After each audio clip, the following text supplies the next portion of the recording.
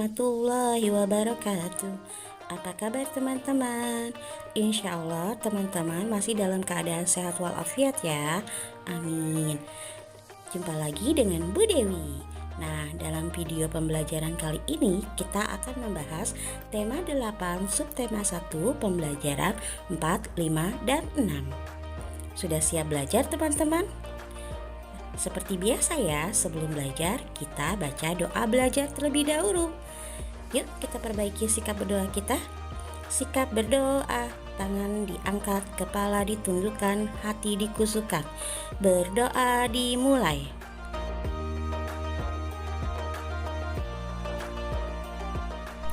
Doa belajar.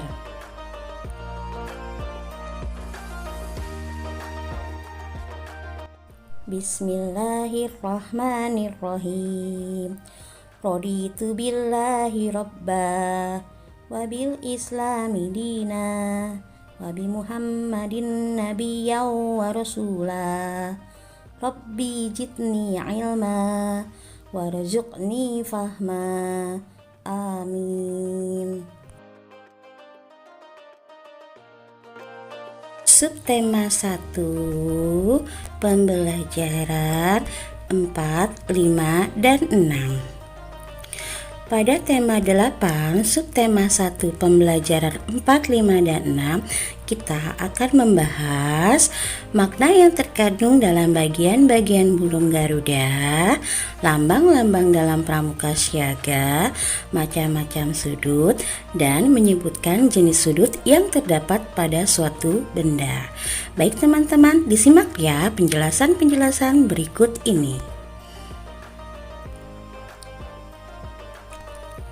Pramuka. Apa itu pramuka? Pramuka singkatan dari Praja Muda Karana. Apa itu arti Praja Muda Karana? Praja Muda Karana artinya generasi muda yang berkarya untuk kemuliaan bangsa. Nah, dalam pramuka terdapat beberapa tingkatan. Ada pramuka siaga, penegak, penggalang, pandeglang. Sedangkan untuk anak usia kita nih, kelas 3 sekolah dasar atau kelas 3 SD, tingkatan untuk siswa kelas 3 SD adalah pramuka siaga. Jadi kita-kita ini adalah tergolong dalam pramuka siaga. Dalam pramuka siaga terdapat Dwi Satya. Ya, sebelumnya sudah dibahas ya. Ada kode kehormatan pramuka siaga, yaitu ada Dwi Satya dan Dwi Dharma. Nah, dalam Dwi Satya itu salah satu isinya adalah kewajiban terhadap Negara Kesatuan Republik Indonesia. Negara Kesatuan Republik Indonesia ini harus kita selalu jaga keutuhannya. Kenapa teman-teman kita harus menjaga keutuhan negara kita? Karena para pahlawan telah berjuang meraih kemerdekaan. Nah, kemerdekaan itu sendiri diproklamasikan pada tanggal 17 Agustus 1945. Tahukah teman-teman bahwa tanggal, bulan, dan tahun kemerdekaan Indonesia ini terdapat loh pada lambang negara Indonesia, yaitu terdapat pada burung Garuda Pancasila. Perhatikan ya penjelasannya. Nah, ini adalah lambang burung Garuda atau lambang negara kita. Pada burung-burung Garuda ini terdapat penjelasan-penjelasannya. Yang pertama yaitu ini adalah sayap. Pada sayap burung Garuda itu terdiri dari 17 helai bulu. Ya, 17 helai yang terdapat pada bulu sayap Garuda itu melambangkan hari kemerdekaan Indonesia. Lalu ada juga bulu ekor burung Garuda. Bulu ekor burung Garuda berjumlah 8 helai. Nah, bulu ekor burung Garuda yang berjumlah 8 ini melambangkan bulan kemerdekaan Indonesia. Masih ingat kan bulan 8 itu bulan apa? Ya, bulan 8 adalah bulan Agustus. Sama seperti kemerdekaan Indonesia. Kemerdekaan Indonesia diproklamasikan pada bulan Agustus. Nah, pada bagian bulu pangkal erok yang berjumlah 19 dan bulu leher yang berjumlah 45. Nah, bulu pangkal ekor berjumlah 19 dan bulu leher yang berjumlah 45 ini melambangkan tahun kemerdekaan Indonesia. Betul kan teman-teman? Bagian-bagian dari bulu burung Garuda ini melambangkan proklamasi atau hari kemerdekaan Indonesia, yaitu 17 Agustus tahun 1945. Nah, pada burung Garuda di bawah kakinya itu mencekram tulisan atau pita yang bertuliskan Bhinneka Tunggal Ika. Bhinneka Tunggal Ika itu merupakan simbolan bangsa Indonesia yang artinya walau berbeda-beda tetapi kita tetap satu. Nah, kalimat Bhinneka Tunggal Ika sendiri berasal dari Kitab Sutasoma yang dikarang oleh Empu Tantular. Bhinneka Tunggal Ika diterapkan dengan menunjukkan bahwa perbedaan dalam sehari-hari bukan merupakan masalah. Indonesia ini terdiri dari berbagai macam keanekaragaman. Ada keanekaragaman budaya, suku bangsa, pakaian daerah, bahasa sehari-hari. Namun dengan Bhinneka Tunggal Ika, keragaman atau perbedaan-perbedaan itu bukanlah menjadi suatu masalah. Dengan adanya perbedaan, kita saling melengkapi sehingga membentuk kesatuan. Ya teman-teman, kita harus menghormati dan menghargai setiap perbedaan agar tercipta atau terbentuk kesatuan. Baik, kita kembali kepada pramuka. Dalam pramuka siaga terdapat 3 tingkat kecakapan umum. Tingkat kecakapan umum biasa disebut TKU. Apa saja TKU dalam pramuka siaga? Di antaranya yaitu siaga mula, siaga batu, dan siaga tata. Nah, teman-teman bisa perhatikan ya, ini adalah lambang-lambang TKU dalam pramuka siaga, yaitu siaga mula, siaga bantu, dan siaga tata. Nah, setiap anggota pramuka siaga yang sudah menyelesaikan syarat kecakapan umum dapat mengenakan lambang tersebut pada pakaian seragam pramuka. Lambang tersebut dipasang dalam seragam pramuka di lengan sebelah kiri. Tingkat kecakapan umum atau TKU untuk pramuka siaga itu berwarna hijau, bentuknya jajar genjang. Di dalamnya terdapat bunga pohon kelapa yang baru tumbuh. Artinya melambangkan bahwa pramuka siaga yang sedang tumbuh menjadi tunas bangsa. Teman-teman bisa perhatikan gambar di bawah ini. Perhatikan di lengan seragam anak-anak pramuka ini. Nah, teman-teman bisa lihat ya, ada lambang TKU pramuka siaga. Nah, selain TKU, dalam seragam pramuka juga terdapat lambang kelompok yang disebut barung. Jadi, barung adalah lambang kelompok dalam pramuka siaga. Setiap barung itu beranggotakan 5-10 pramuka siaga. Sedangkan lambang barung berbentuk segitiga warna-warni. Ini contohnya teman-teman. Jika kalian melihat segitiga warna-warni seperti ini di seragam pramuka siaga, ini adalah tanda barung. Dalam pramuka siaga juga ada tanda pelantikan pramuka. Nah, lambangnya seperti ini. Yang berbentuk belah ketupat ini adalah tanda pelantikan untuk anggota pramuka siaga putra atau laki-laki. Nah, yang berbentuk bulat ini adalah untuk pramuka siaga perempuan. Nah, tanda pelantikan pramuka ini, gambarnya ini memiliki arti. Nah, gambar yang berbentuk padi dan kapas ini melambangkan kesuburan. Padi sebagai pangan dan kapas sebagai sandang. Masih ingat kan apa itu pangan dan apa itu sandang? Ya, pangan itu berhubungan dengan kebutuhan makanan, sedangkan sandang adalah kebutuhan berupa pakaian. Lalu, gambar tunas kelapa ini melambangkan gerakan pramuka.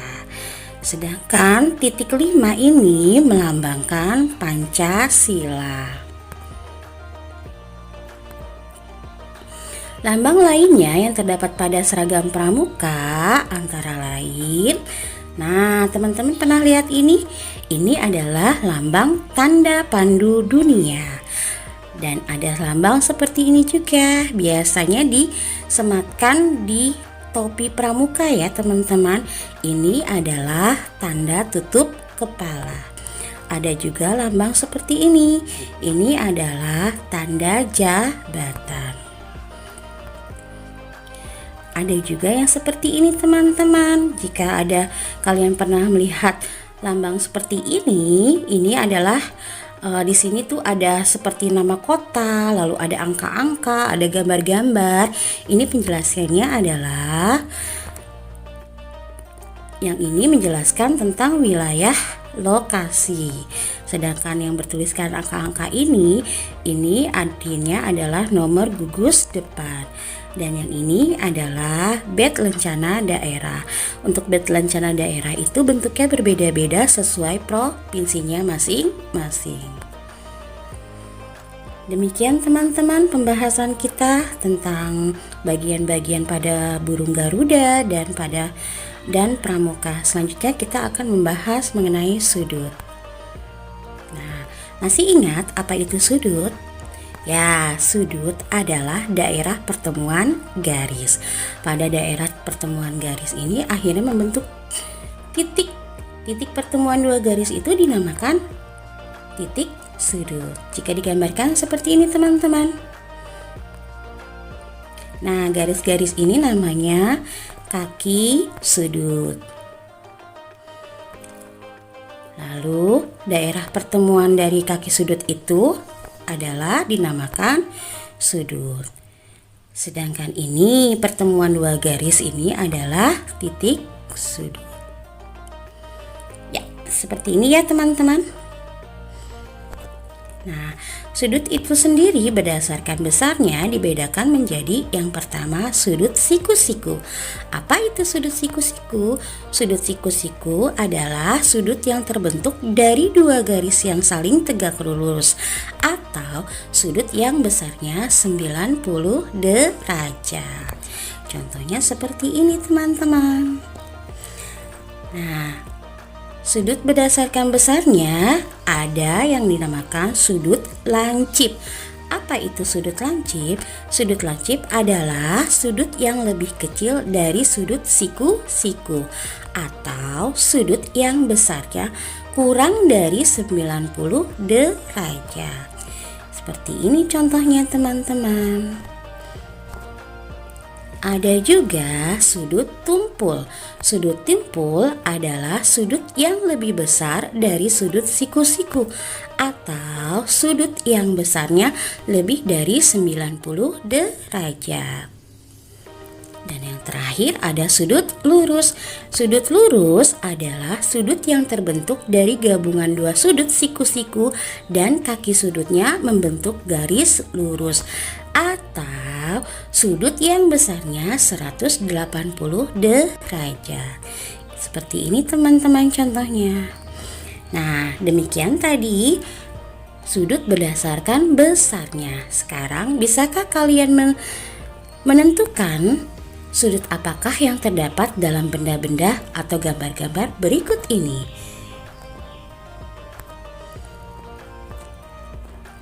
Pada buku tulis, kira-kira sudut apakah yang dimiliki pada buku tulis di samping? Apakah sudut lurus, sudut siku-siku, sudut tumpul, atau sudut lancip?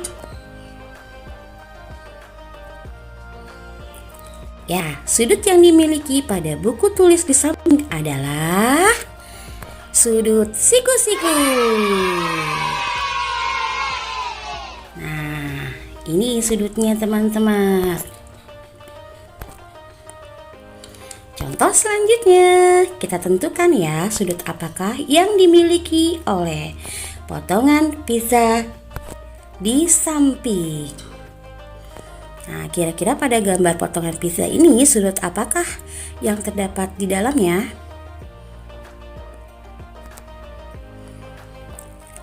Sudut yang dimiliki pada potongan pizza di samping adalah sudut lancip. Nah, ini teman-teman sudutnya. Baik, contoh selanjutnya. Nah, sudut apa yang terdapat pada gambar di atas ya? Apakah sudut siku-siku, sudut lancip, sudut tumpul, atau sudut lurus? Sudut yang terdapat pada gambar di atas adalah sudut lurus. Contoh selanjutnya. Nah, ini ada gambar kipas tangan teman-teman. Pada kipas tangan ini kira-kira ada sudut apa ya? Sudut yang terdapat pada kipas tangan di samping adalah sudut tumpul.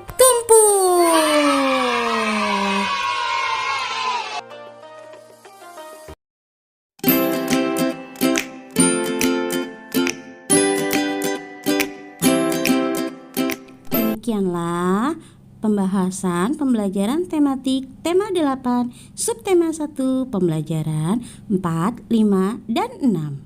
Semoga dapat bermanfaat ya teman-teman, dan teman-teman sudah sangat paham. Oh iya, jika ada pertanyaan yang ingin disampaikan, teman-teman bisa menuliskannya pada kolom komentar. Sampai bertemu kembali teman-teman. Mohon maaf jika ada salah. Assalamualaikum warahmatullahi wabarakatuh. Dadah.